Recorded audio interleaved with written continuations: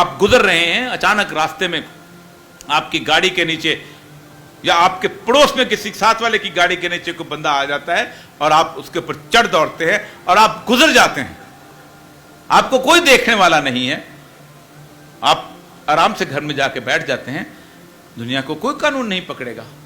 آپ نے دیکھا آپ کے ساتھ والے کی گاڑی سے گزرا, وہ کہیں گے اس میں سیوک سینس نہیں ہے نا, اس میں رسپانسبلٹی, لیکن اللہ اس پہ لگائے گا کہ تم نے اپنے بھائی کی اس وقت مدد کیوں نہیں کی تھی.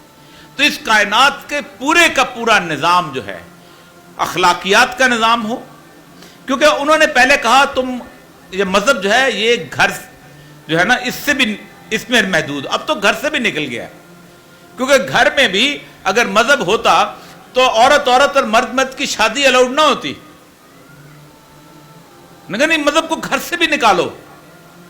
تو یہ وہ بیسیکلی اخلاقیات ہیں, یہ وہ فکری ماحول ہے جس میں آپ کے سوالات یقیناً بنتے ہیں. میں حاضر ہوں, کوئی سوال جو بھی آپ کو ہو 10-15 منٹ تک انشاءاللہ ان سوالات کا جواب انشاءاللہ.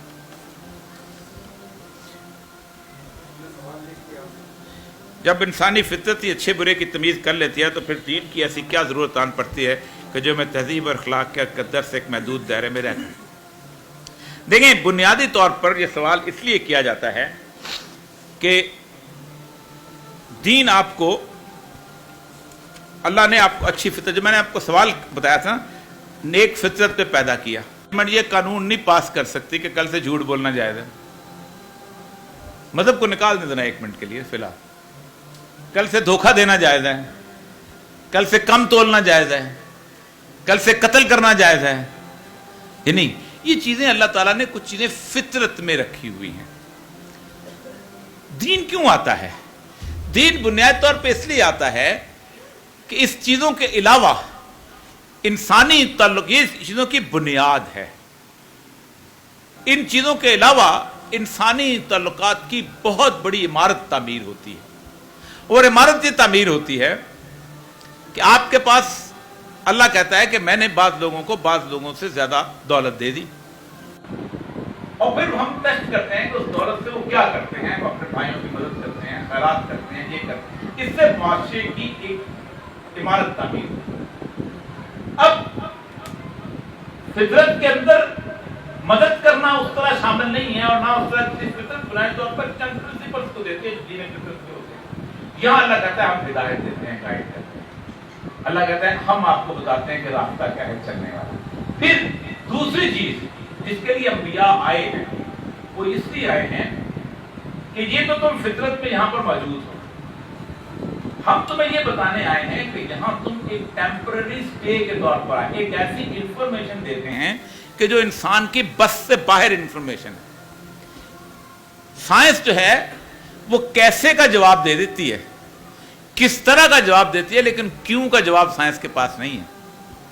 وہ یہ تو دے دیتی ہے کہ یہ کس طرح ہو رہی ہے زمین کی میکانزم, یہ سائنس سے پھول, لیکن یہ نہیں دی انسان پیدا ہو رہا ہے, ایسے ہو رہا ہے, اس کے اندر لیکن کیوں انسان اس دنیا میں آیا ہے, کسی وجہ تو ہوگی نا کوئی اس کائنات میں اس کے آنے کی.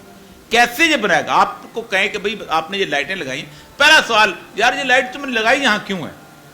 آپ کہیں گے میں نے روشنی کے لیے لگائی, آپ کہیں گے مجھے ڈیکوریشن کے لیے اچھی لگی. کوئی ایک وجہ, کوئی ایک پرپس اس کائنات. مذہب بنیادی طور پر آپ کا مقصد زندگی ڈٹرمن کرنے کے لیے آتا ہے کہ یہ جو کچھ دین فطرت پہ آپ کو دیا گیا ہے اس کا مقصد زندگی کیا ہے. اور وہ یہ نہیں اس کا مذہب کہتا کہ اس نے تم نے دنیا کو سنوارنا ہے, وہ کہتا ہم خود سنوار لیں گے, یہ ہمارا باغ ہے ہم اس کو خود دے. تمہارا مقصد یہ ہے کہ تم نے اس کاروبار زندگی کے اندر اپنے لیے ایک آخرت کا راستہ تیار کرنا ہے کہ تم وہاں کیا کرتے. تو دنیا بنیادی طور پر مذہب کا بنیادی مقصد زندگی بتانا ہوتا ہے اور ان اخلاقیات کو مزید اسٹیبلش کرنا ہوتا ہے. اسی کو ہدایت کہتے ہیں. دین کا ریاستی امور میں عمل دخل کیوں ضروری ہے؟ کیا اس سے ان اقلیتوں کا استحصال نہیں ہوتا جو سرکاری مذہب کو نہیں مانتے؟ بہت اچھا سوال ہے. پہلی بات تو یہ ہے کہ دین اور مذہب دونوں میں ذرا سا فرق کر لیں. جو انفورسبل چیزیں ہیں دین کی, ان میں کسی دنیا کے مذہب میں کوئی اختلاف نہیں ہے. یہ میرا چیلنج ہے. انفورسبل, ریاست میں نہ.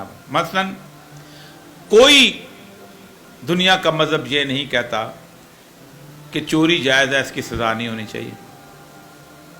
کوئی یہ نہیں کہتا کہ زنا جائز ہے، اس کی موجودہ پارلیمنٹ جائز کہتی ہے کہ اس کی سزا نہیں ہونی چاہیے.